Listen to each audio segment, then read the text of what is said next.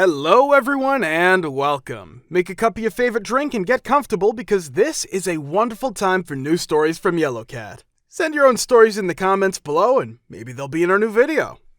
People who've gotten their bosses fired. How? Part 3.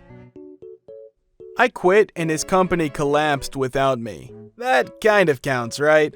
When I was 16, I had a stint as a small-time social media star on Twitter. Not because I'm particularly interesting or anything, but for two reasons. A, I got on Twitter really early in 2007 when it was way easier to get followers and engagement due to the site being less noisy and more stupid in terms of algorithms, and B, I stood out from a lot of other minor Twitter stars because I didn't let it get to my head. While a lot of them were egotistical and haughty, I followed everyone's back, turned haters into friends instead of retaliating, etc.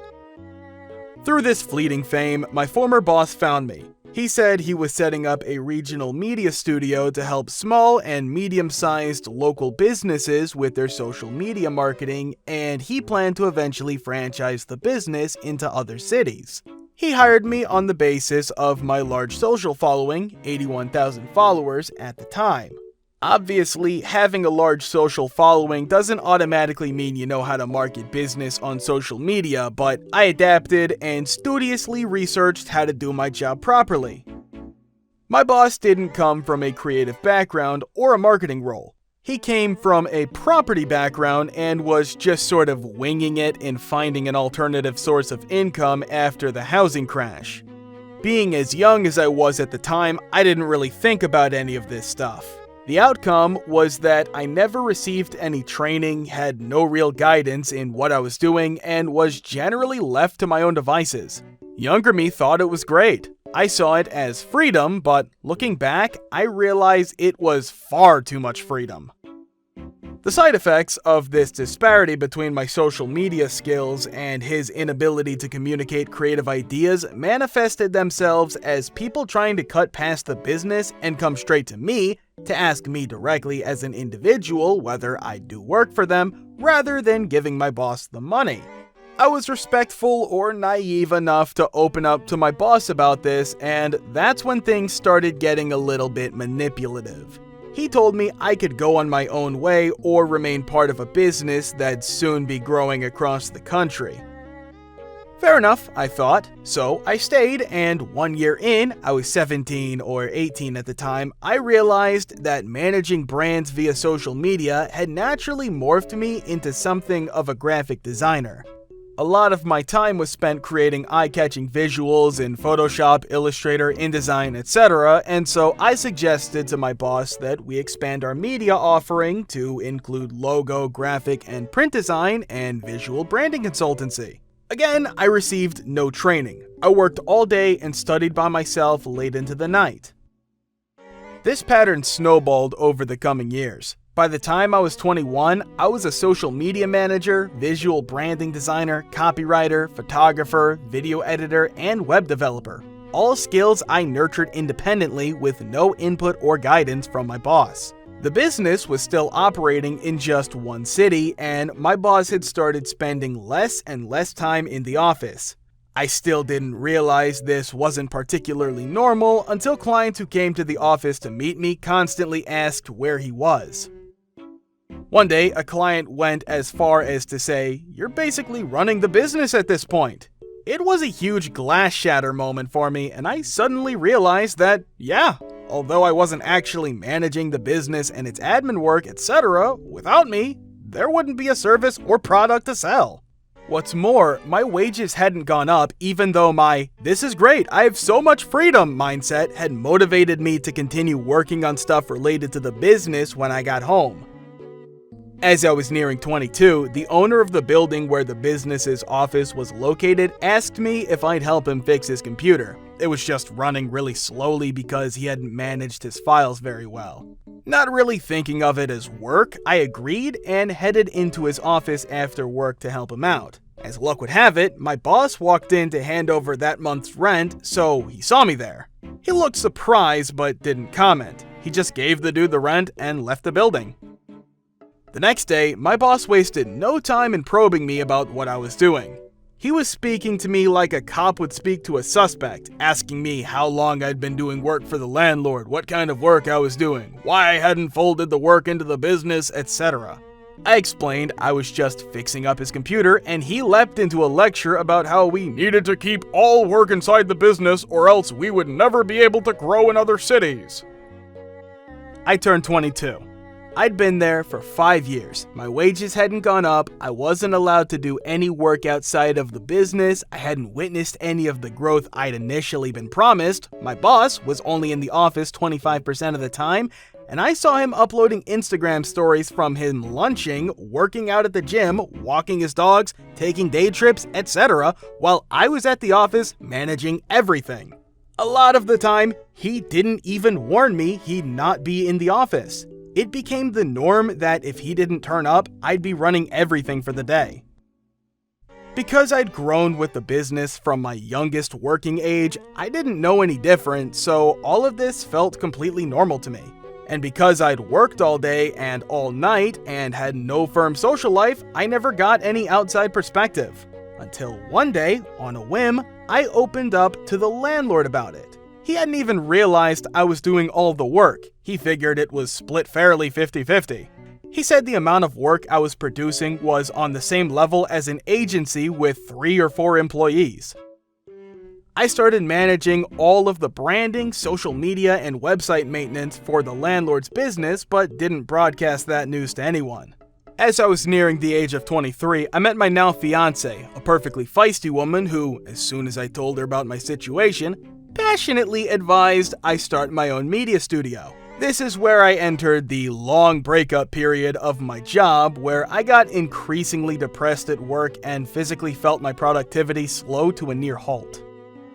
My boss noticed, but never talked to me about it face to face. He started sending me irritated emails full of swear words demanding explanations for why I hadn't delivered certain work by certain times and dates, while he was off sunning it up at the beach. It was like someone had pulled out his cork and let all the toxicity out in one torrent. My girlfriend hated him and gently pushed me to the point where I felt like I was ready to confront him about the dead end we'd wound up in. I asked a few of my friends about it just to get a wider set of viewpoints on how I should go about it. They asked me things like, what does your contact say about you leaving the company and working with other businesses independently? Legal stuff, you know? And that's when I realized my lack of training over the past 6 years had also left me ignorant of the formalities of employment. I never had a contract. The real kicker was, I never had employee liability coverage either. My boss wasn't even doing the admin stuff properly.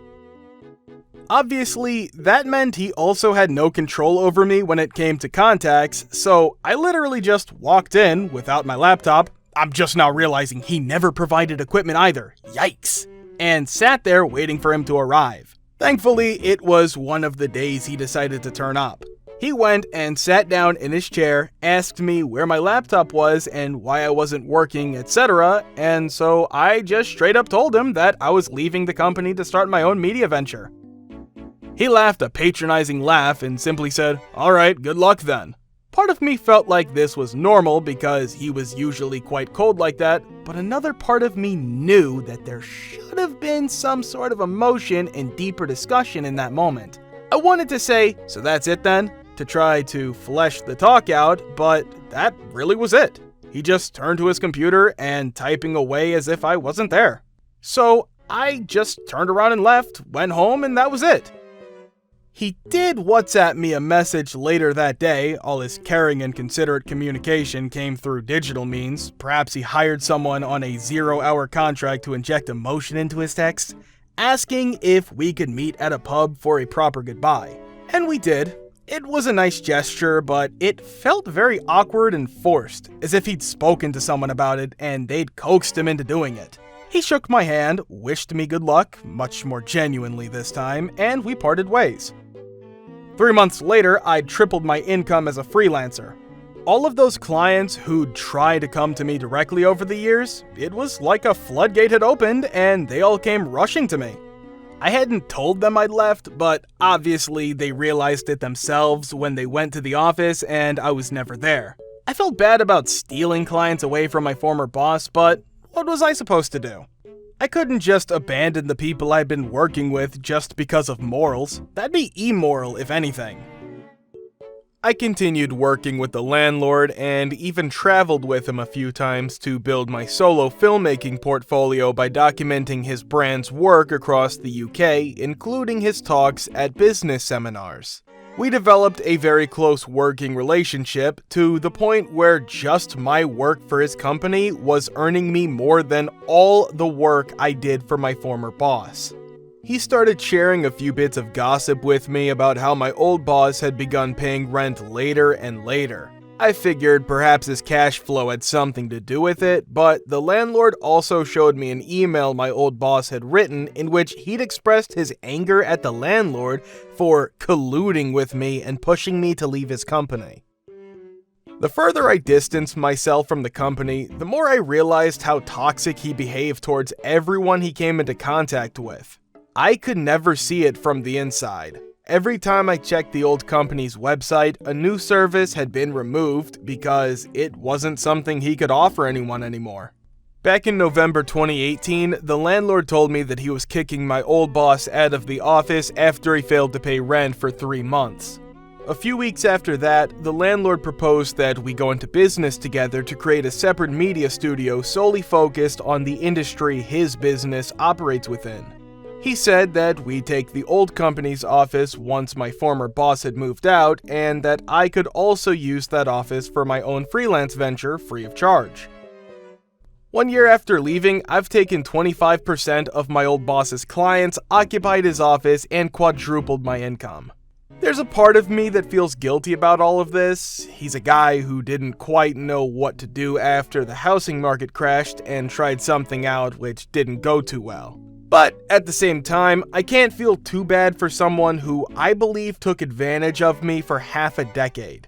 If you treat someone with disrespect, you end up with very little. If you treat someone with respect, they give you a free office and offer to start a new business with you. I've told this story a few times before, so I'll keep it short. I didn't get my boss fired, but she blames me. Boss and I didn't get along, but she didn't have the authority to fire me. But she promised her boyfriend my job. So she hires her boyfriend in another position with the plan they'll drive me to quit and then she can just promote him to my job. This lasted about a month. She fired him when they broke up. He confessed their scheme to me on his way out. We'd actually become friends at this point, and I tell him he should really tell HR. HR does their investigation. She's fired because sleep with me and I'll give you a job is textbook harassment. And she tells anyone who'll listen that it's all my fault because I didn't quit like I was supposed to. If you want to watch the part 2, click the link here. Thank you for watching. Guys, thank you for all the support and likes. Subscribe to the channel if you're not subscribed yet. See you next time.